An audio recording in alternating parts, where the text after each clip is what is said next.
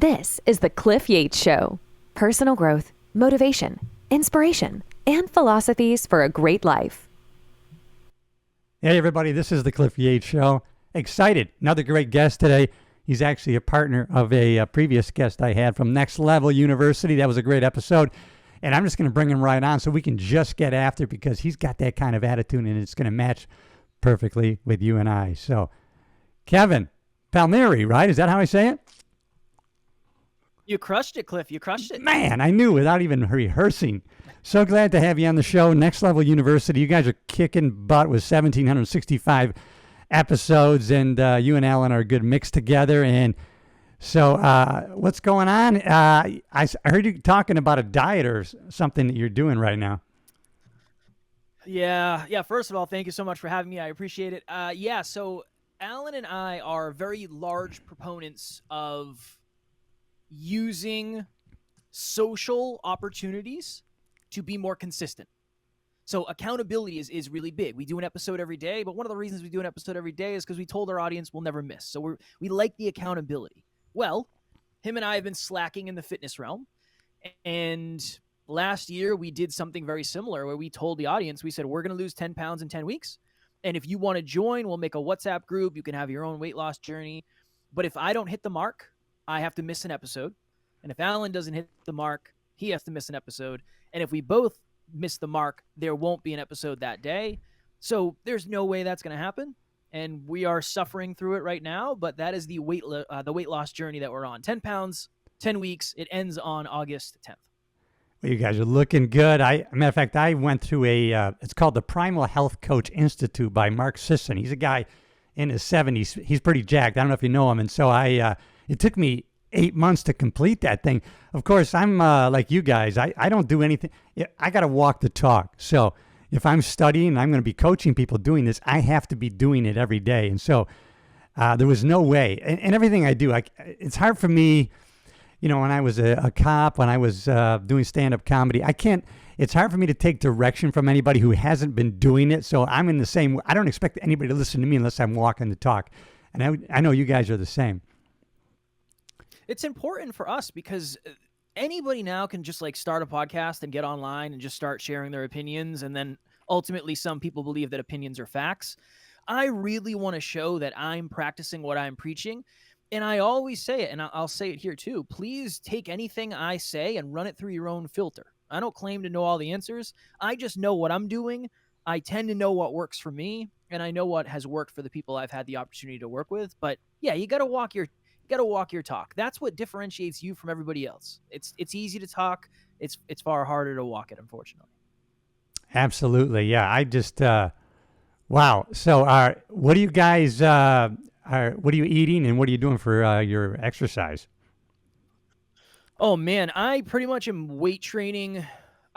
6 days a week. I weight train 6 days a week. And then I do like an hour of cardio on one day, just kind of like an active rest day. And then right now, I just cut my calories. I think I'm at like 1,400 calories, which is just brutal. But yesterday, I got up at 6. I went to the gym. I had a protein shake when I came home. And then at 6 p.m., when I was done for the night, I made a cup of rice, 10 ounces of ground turkey, a bunch of vegetables. And that was pretty much all I ate yesterday. I'm kind of becoming a 1 meal a day guy, especially when I cut, just because I want a little bit of a feeling of a full stomach at the end of the night. So I'd rather just wait, suffer, and then hammer a bunch of food. So yeah, I tend to eat pretty clean. Ground chicken, a lot of rice, potatoes occasionally, protein shakes, that type of stuff. I'm a simple creature. Whatever is going to be the easiest to meal prep and eat, that's kind of how I live. Yeah, Mark, the founder of the Primal Health Coach. Have you seen? Do you know him or? I do. Yeah, I know of him. Yep. Yeah, so he has a great video that says, "What do I eat in a day?" And so he actually does a 16-8. So now I've been doing this, and it's become very, very easy. So I don't eat from 8 at night until noon, sometimes 1. Now, it's not a traditional fast because because he does the same thing. So with my coffee in the morning, I put a little heavy cream in there. That's kind of and it doesn't spike your insulin, so it's not a carbohydrate that gets immediately transferred to glucose. It's a very slight bump you're going to get there. And then I find, I believe I become fat adapted now. I'm no longer on that carbohydrate roller coaster because I'm able to do a 10, 11 o'clock workout. So I'm at 15, 16 hours. I got just as much energy as if I just had a big meal. And so I'm doing pretty much a fasted workout. So I'm like you. And then all of a sudden I'm having maybe just 2-3 meals a day. Now I need, because to maintain size for myself, I have to be getting those grams of protein. And on a compressed eating window, it's kind of hard. So that's my tough struggle. Understandable. I have been training fasted for, I couldn't even tell. I've probably been training fasted for like 4 years. Oh my God, I that's enjoy great. it. Yeah. Yeah, I enjoy it very much. I still get a really good pump. I still have energy. I don't really like eating and then going to the gym. You get that. I don't want to be throwing up in between my sets, you know? No, it's not. Oh my God, it reminds me of something back in California. And I go back to something we talked about earlier because, I post a lot of my workouts here on the island. I'm doing a dock workout. I'm jumping rope. And sometimes the haters will throw shit at me, you got to show you're working out. And I go, no, because I walk the talk. If I say I'm working out, if I say I'm jumping rope or I'm doing this workout because I have limited equipment and this is what I've learned to do and it helps me, I'm just sharing that because that's what I'm actually doing and what's happening. But I used to work out, Kevin, with these guys in California. I worked out at Gold's in Venice Beach, and my partner in the sheriff's department, he competed in Mr. LA. So I'm around all these guys.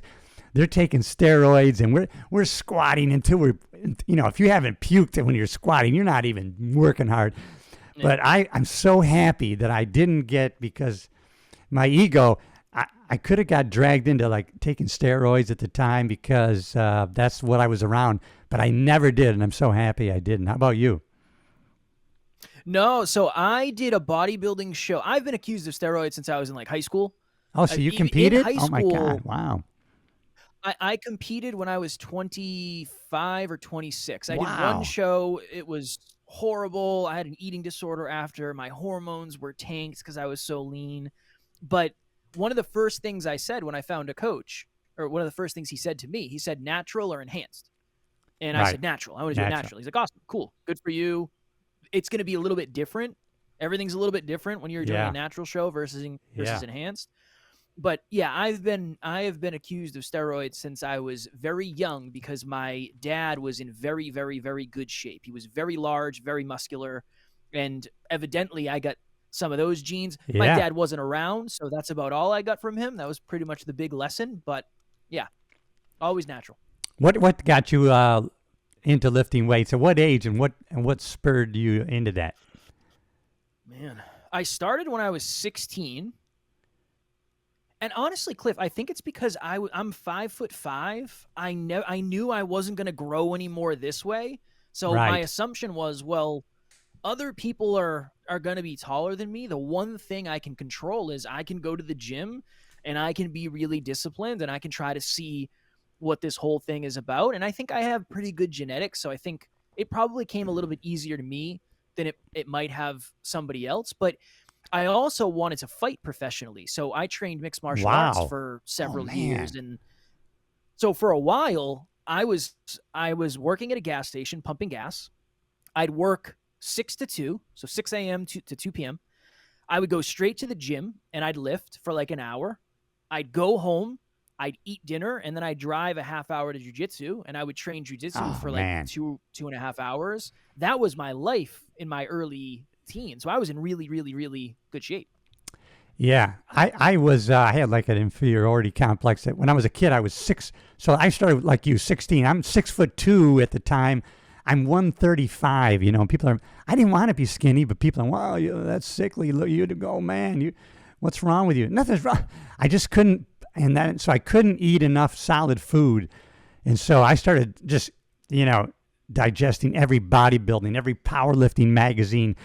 Over and over, I read them over and over again. These guys that were bulking up and, just how to gain size, how to gain weight. So after a while, this stuff becomes inculcated into your brain, and So I actually gained 50 pounds in 1 year. I drank 6 quarts of whole milk a day, and at the time I didn't care. I didn't care about any fat. I just wanted size, and I achieved that. But so it's been 50 years from the since I started. I really can't go too many days without working out, or it messes with my head. How about you? Yeah, it's similar. I went to Scotland recently with my wife, Oh and my I didn't God. work Okay. out for 2 weeks, and it was like, I think we're kind of towards the outer limit here. We were walking a lot, and I was getting a lot of steps in. But there's just something about going to the gym and getting under an amount of weight that doesn't care about you, and just seeing what you're all about and seeing what you can handle. So very similar for me. I think it's mental health. It really It helps my really mental is. health, Oh, yeah. right? It's a It huge is. part of my identity. I'm a Me too. Yeah. bodybuilder. I like lifting weights. Yeah. So it's really important to try to, for me at least, to try to stay in alignment with what my identity is, and that the mental health component is something that I think a lot of people understand when they get into it, but I think a lot of us don't understand it before we start. The mental Yeah. health component is so important. Yeah. It's always, and it's like, you have to, I thank God for all those things that, made me so obsessive about that being pushed around and skinny. And I'm looking at Charles Atlas in the back of these magazines, and I'm reading all this stuff, right? At the time, it seems like a curse. And now I think, man, what a blessing that was, that I became so engrossed and knowledgeable in this, because I meet so many people, they wouldn't even have the inclination to cross the threshold of a gym. And I'm like, I couldn't help but do it. So, and I just think, stressing the organs with weight-bearing exercises, it's invaluable what that does for you, right? Yeah, it helps with resilience. I have a tattoo on my arm. It says "Never Quit."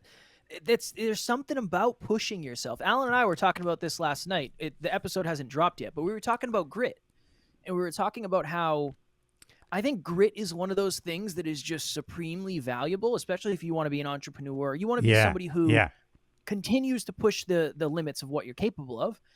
The only way to really do that is to continue to push the limits of what you're capable of, and that requires grit. It does. And that's, I think, one of the best ways to do it in a controlled environment is in a gym setting or a martial arts setting, somewhere where you can physically go beyond what you're capable of and have that moment where you start to question whether or not you can do it.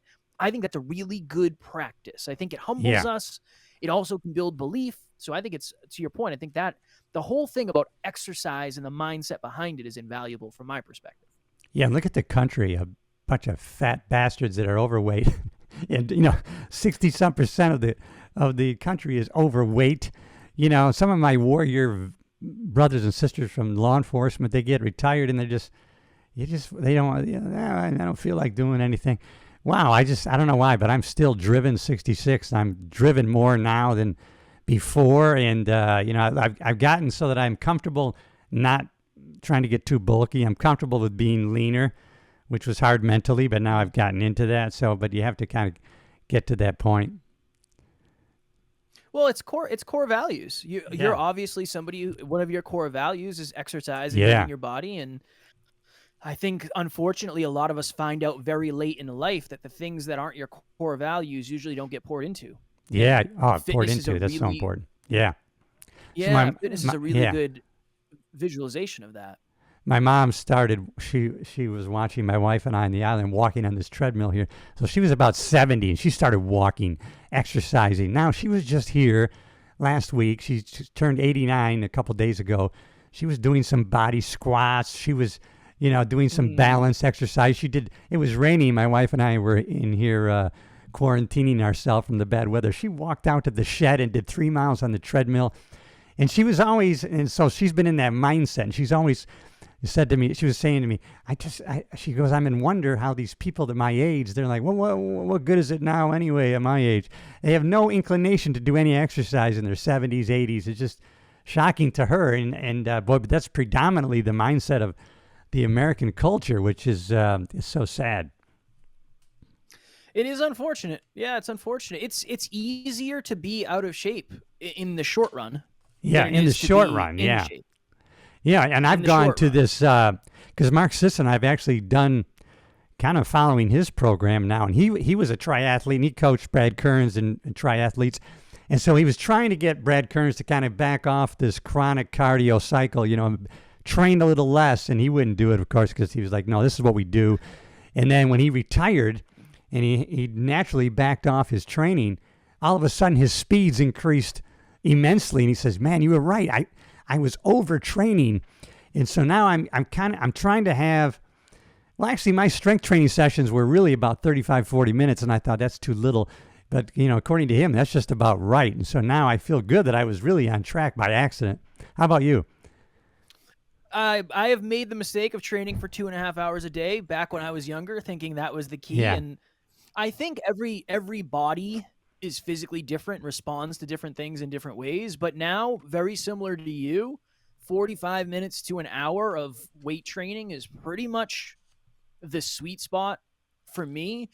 I'll occasionally do like an hour and a half really hard cardio session, boxing, kickboxing. I love that. Again, it's just for me, it's the humility that comes with that. Yeah. But yeah, 45 to an hour is a sweet spot for me. And to your point, you got to do what's sustainable. Yes, For most sustainable. people, Yeah. Sustainability is the best place to start, because if you're going to the gym, if you think you have to go to the gym for 3 hours a day in order to get results, the odds of you stepping into the gym for the first time are very low. But if somebody says to you, look, just go and do 15 minutes, get on the treadmill. I don't care what speed. I don't care if it's on an incline. Don't worry about it. Just walk for 15 minutes and let's just build that as a habit. And then eventually 15 goes to 30 and then 30 can go to 45, whatever. But it's got to start from a place of sustainability first. And I think that's one of the hard things. For me, Cliff, an hour and 45 minutes used to be sustainable because I didn't have a business and I wasn't married and I didn't have a household. Yeah. Now, there's Yeah. so many other things.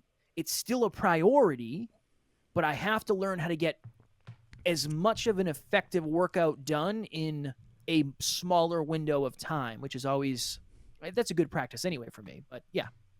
Yeah, I did a video, and I was, to your point, was saying that, hey, listen, just go to a gym, walk in the front door and look around. That's it. Get the hell out of there. Next way, go in again. Don't even work out. Just look around. Don't even join yet. Start habituating just going in the door. And like you said, yeah, go in for 10 minutes. I mean, and then you're going to say, well, I can do 10 minutes.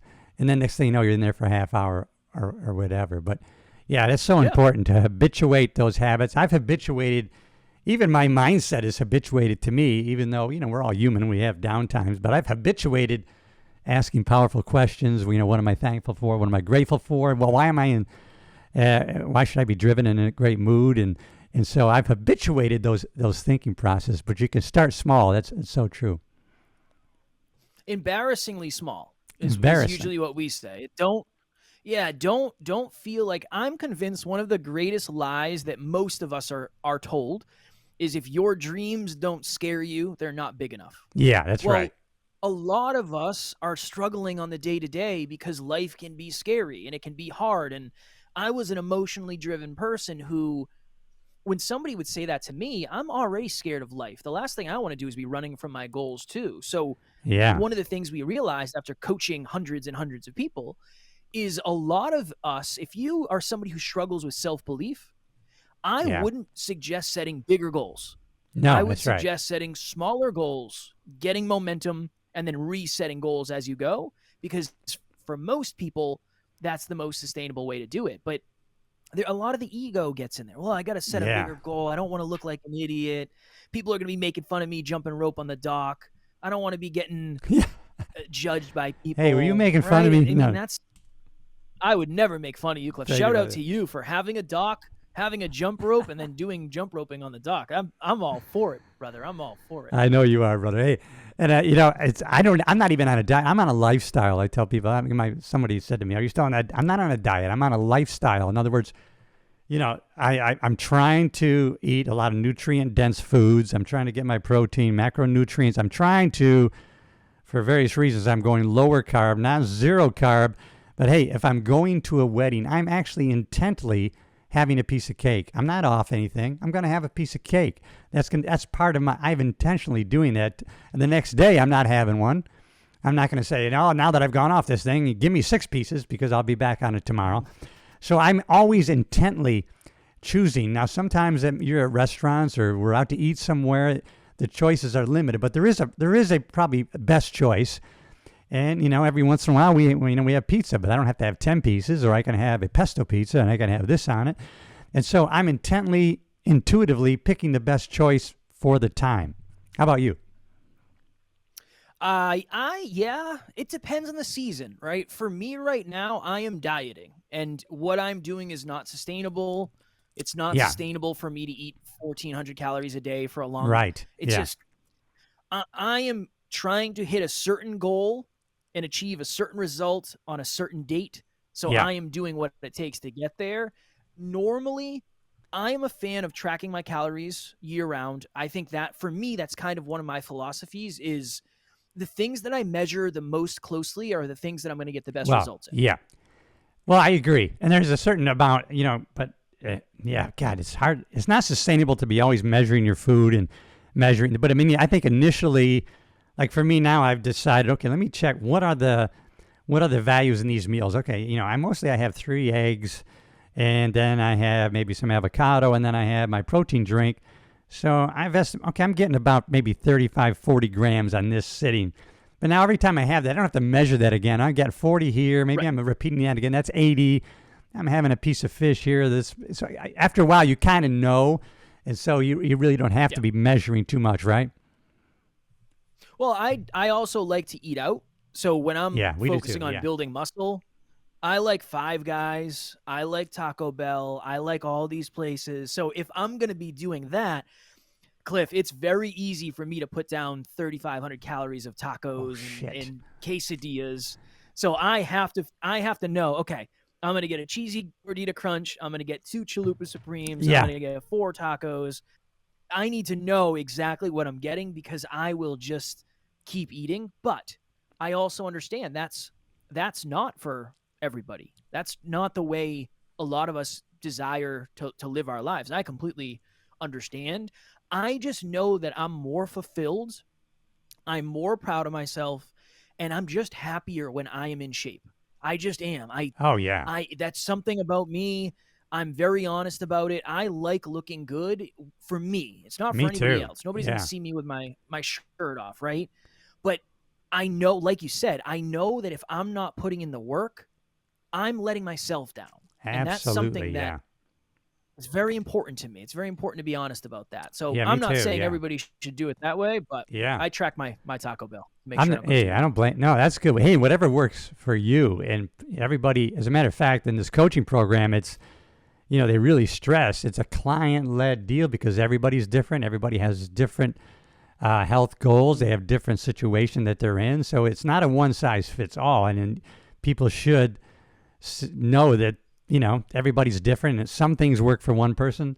There's different kind of blood types and things. And so it is an individual type thing. And I've actually gone from, because I was studying heart disease and how I was just amazed that the number one killer for men and women is not only stoppable, but you can reverse it with a diet and lifestyle. So I got really into it to the point where I was vegan.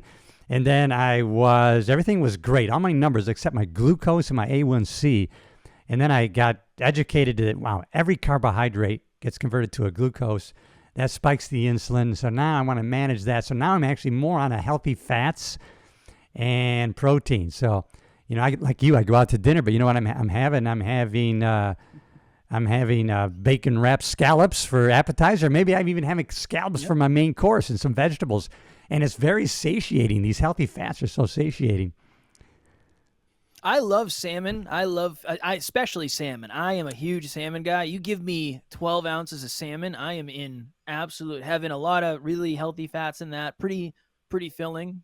Well, So, that's that's 100%. one thing I was lacking. Not only B12 with the vegan diet, was lacking omega 3s, and the doctor even said, well, salmon's the number one, and so that's the highest rated omega 3s that you can get. So that's very important, those omega 6 ratios. So man, bravo on you and what you're doing. Is Alan on a similar program as you, or?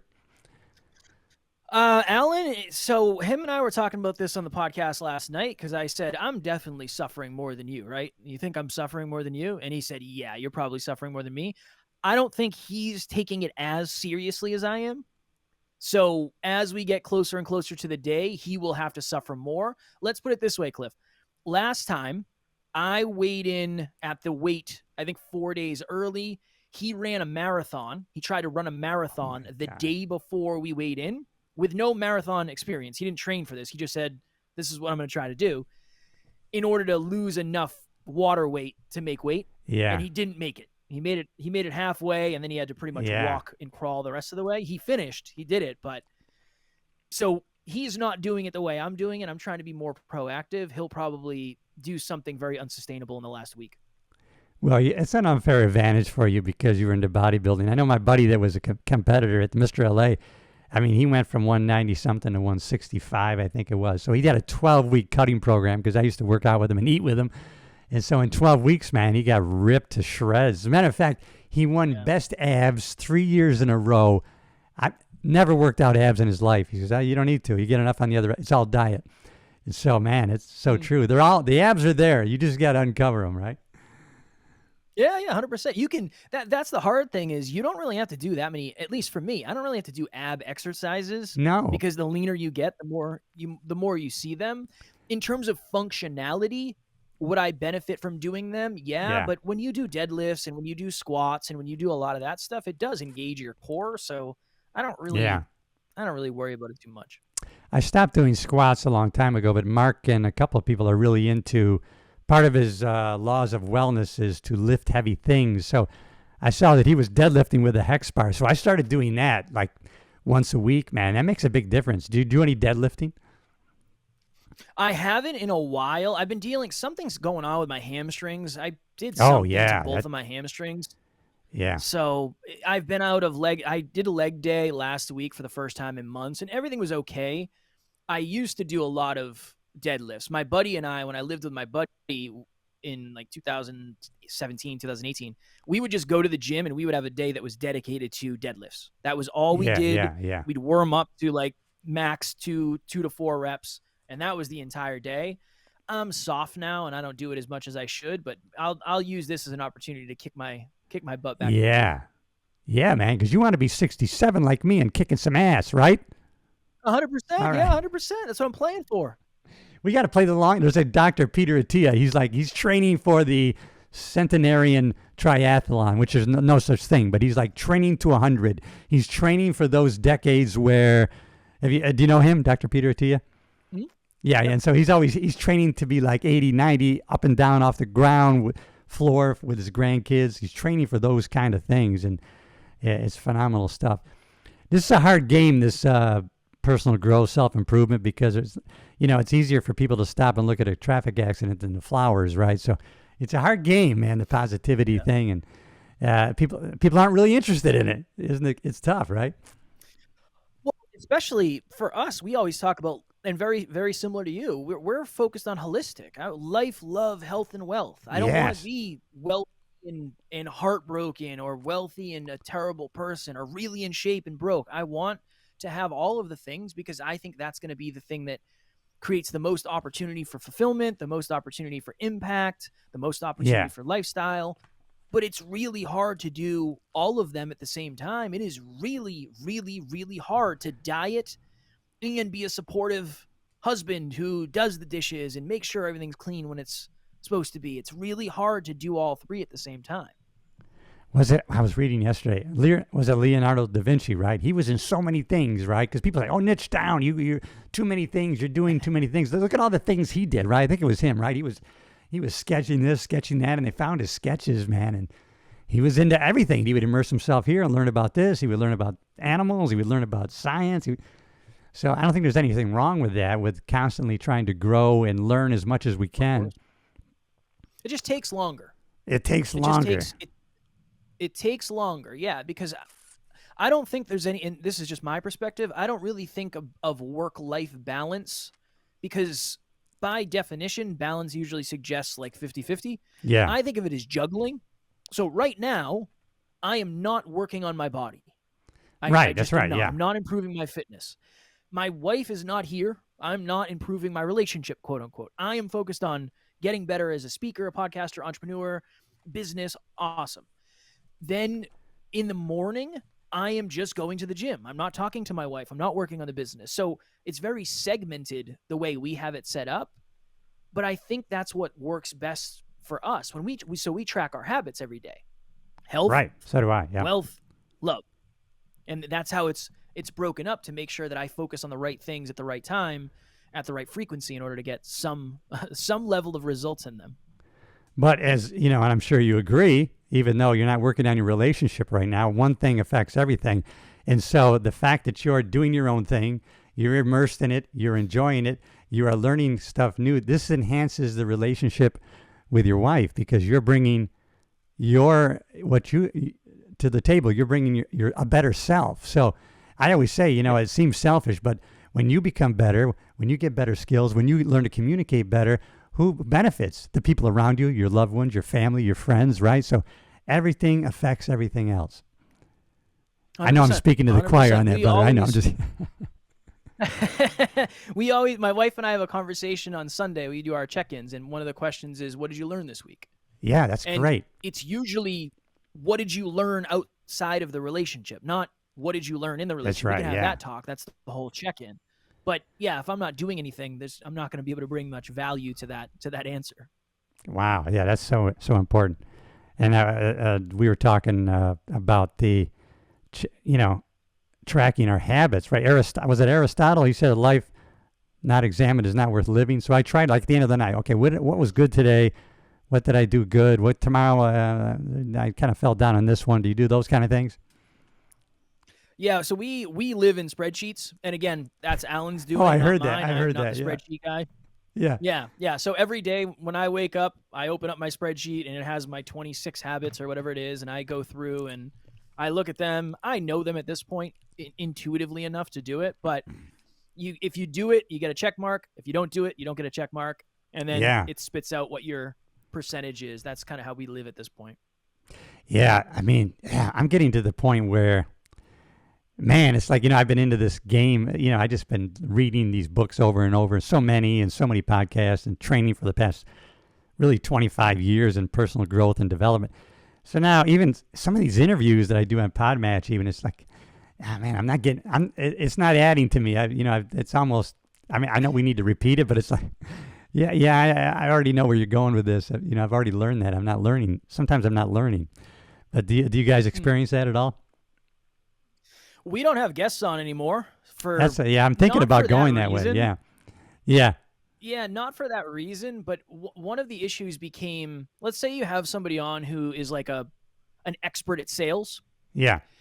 If the conversation goes from sales to relationships, my fear was always we were going to be misleading our audience, because just because you're an expert in sales does not mean you're an expert in intimate relationships. Yeah. And it's this weird thing when you put somebody up on a pedestal, you often think that they know the answers to everything. So we started moving away from interviews because it's my responsibility to create very powerful, aligned content for the audience. And it just became more of a, let's try out the solo thing. Let's see how it works. And I think we've been doing solo episodes for the last 800, and it's been awesome. We love it. Huge fan. Yeah. So, of course, I would always have you guys on because, first of all, I have a fetish. I don't know what you would call it. Maybe just minimum standards. I have great people and friends. There's still, can you just get a cheap microphone? Could you just do that? Can you do some kind of audio enhancing? I'm into microphones and sound. So maybe I focus a lot on auditory stuff. But I don't like it when people can't even have, people even on Podmatch, they don't have a decent microphone. Come on. That's not a minimum standard that I can put up with. Well, I think your standards are probably much higher than you realize, and they're definitely much higher than the average. That I'm certain of, Cliff, and that sometimes comes with the pain of not realizing it yet. Yeah. Hey, thank you. So you guys are coaching a lot of people, or no? Business coaching, or what do you do? Alan does a lot of business coaching, and then we have group coaching that we do, which is that's for our audience, dream chasers who want to get to the next level of their life. Many of them are not business owners. It's just, how do we help you in health, wealth, life, and love? And then I have been working a ton with speakers, coaches, and podcasters. So I'm coaching a lot of podcasters who want to turn their podcast into a business, or they have a business and they want to connect their podcast to it. I'm working almost exclusively with podcasters now, which is super weird for me, but I love podcasting. So it's something that has been a very happy surprise. I do too. As a matter of fact, I want to even do more. And so I was, at first I said, you know what? I want to do, believe it or not, I started a podcast in 2005. I wish I would have stuck with it, but I was an early adopter, Right. and I could only be on Blog Talk Radio. It was kind of the only, they didn't have all these systems in place, but I loved it, but it was hard doing an hour each week. Now it's no problem. So then now it's been, I think, 20 months. So I said, no, I'm going to do one a week for 1 year and never miss. And so now I'm at 118 episodes, I think, never missed a week. Now, sometimes I batch record, 3 or 4 weeks ahead of time, but I've never missed a broadcast in that amount of time. But I want to step it up. And so I want to ask your advice, if you wouldn't mind indulging me a little bit. Sure. Because I've been in the, personal growth, self-improvement thing, but I'm also, I found, what podcasts, let me stop for a second first and ask you, what podcast do you follow or listen to? None.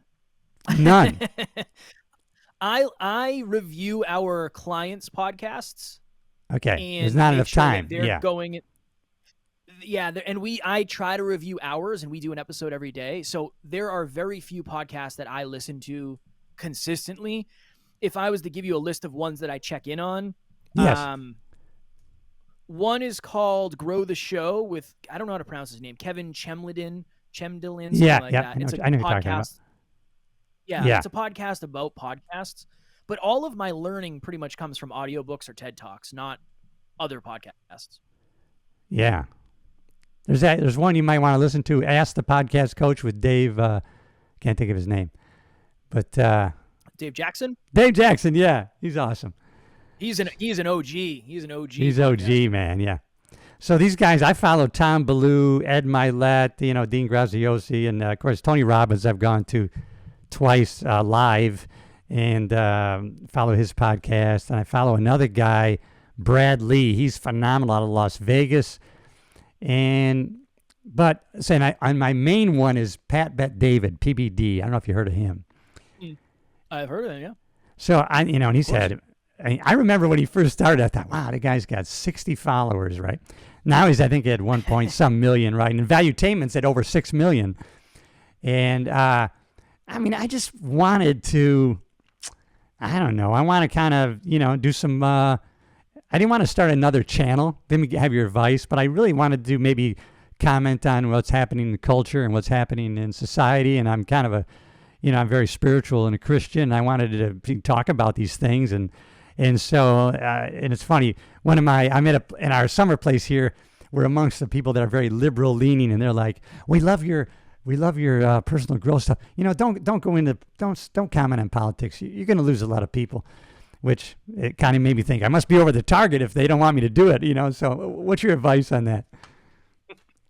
I would say if it's going to be, it's hard. If it's going to be something that's controversial, and I'm not saying you're trying to make it controversial, but it will be seen as controversial, it's probably worth starting a new channel, because if you're going to do interviews, then it's going to be somebody who might be speaking specifically to that. I would probably start a new one. Wow. Okay. And then do both. If you said, well, Kev, I just want to do more episodes about the same thing, I would say, okay, do a guest interview every week and then throw in a solo every week as well. I think I'm going to, I want to do more solo and do more of more lives. And, I don't think it has to be, like Pat Bet David's a big business guy. He's big into, just learning and questioning things. And so he stays in that realm, but he gets a little political. I don't try to, but because I'm revealing my life, like when Alba and I went to the last inauguration, all of a sudden people were ghosting us, and I was just, we're in Washington, and so just because of that, people were like, you know what I mean? But I don't know. I'm thought about doing the second channel, but then, man, when you start splitting targets, man, it's tough, right? It's a pain. Yeah, it's a pain. It's one of those things where when your audience expects one thing and you give them another thing, they might not come back for the other thing that they came for originally. Got you. It's always a risk. It's Yeah. always a risk, because some people are just not going to like the new direction, because that's not why they're listening to you. Some people are going to love it. They're going to say, Cliff, what took you so long to get here? Some people will be indifferent and they'll give it a shot, but one of the reasons niching is important is because it helps your listeners self-identify as I am the type of person who would listen to this content. Yeah. I got some thinking to do. It's funny because I had this nautical flag is because it's nautical from an old boat my grandmother had. And then this was a flag just from 4th of July last year. Well, I guess I have a flag as a background, but I was talking to another health coach, a young man, and he goes, wow, a lot of flags. People must get triggered about that. I go, man, if they get triggered, they're in the wrong place. Can you believe that? I'm going, what the heck? They're triggered. It's a weird time to be alive, Cliff. It is a weird time to be alive, and it's a weird time to be a human and try to figure out what is going on in the world. It's a very strange. I was thinking about that this morning. I was like, what a weird. This might be the weirdest time ever to be a human being. Honestly, I can't imagine a much weirder time than this. Yeah, there's not been a weirder time, and at the same time, that's why I always say these are the best of times. These are the worst of times. I think I forgot who said that, but. And it's just never been a time where you, me, anybody could broadcast thoughts and feelings or information around the world, basically for a no gatekeepers and minimal cost. And so now there's no really excuse for not, getting your message, getting your talent exposed to other people. So that's an exciting time, I think. I agree. It's the opportunity is huge. The downside of that is when the opportunity is huge, the distraction is too. So social media is great. I love social media for getting the message out there, but I also can get lost in the rabbit hole watching people make food that I can't eat. And if I do that for too long, that's going to take my whole day, Cliff. Kevin, this has been a pleasure. I want to be respectful of your time, and we talked about our hard stop here, and so I'm going to keep at that. Would you come on the show again? And I want to send everybody over to Next Level University on YouTube. You guys are kicking butt over there. Is that the only link you want me to share, or is there anything else? No, just search Next Level. Yeah, just search Next Level University. Whether you it's watch a great it on YouTube, show, and you guys are pretty much every day. Are you guys every day live? 7 days. We don't do live. We record. Everything's recorded. Oh, okay. Yeah, that's great. It's not live. We batch sometimes. We'll batch 5, 6, 7 episodes in a day, and then we'll just schedule them out. Okay, great. And and so you have no trouble. You just you kind of really just share what you're going through and what you're studying, what you're reading at the time.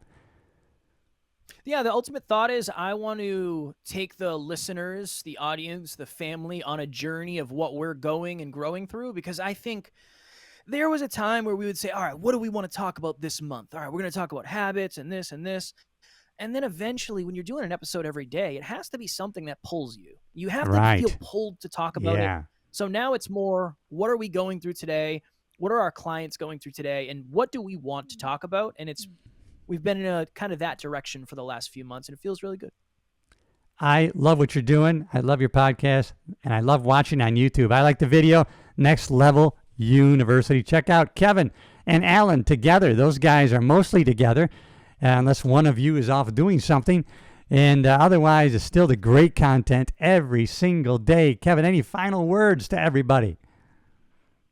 Thank you for tuning in. Keep being yourself. Keep growing. Keep evolving. The biggest difference between who you are today and who you want to be eventually is a mixture of your habits and time. So do the right things and do the right things long enough, and stuff will change. Kevin, hang around for a debriefing, my brother. And everybody else, I love you. If you're watching and or listening on YouTube, subscribe to the channel. If you're listening on a podcast platform, we're everywhere. Subscribe to the show. Follow the show. It tells the computer that people are interacting. And if you're a hater, leave a comment. That actually that tells the computer people are interacting. They're going to show it to more people. You could give me a hand in positively impacting other people. All right, everybody. See you on the next episode.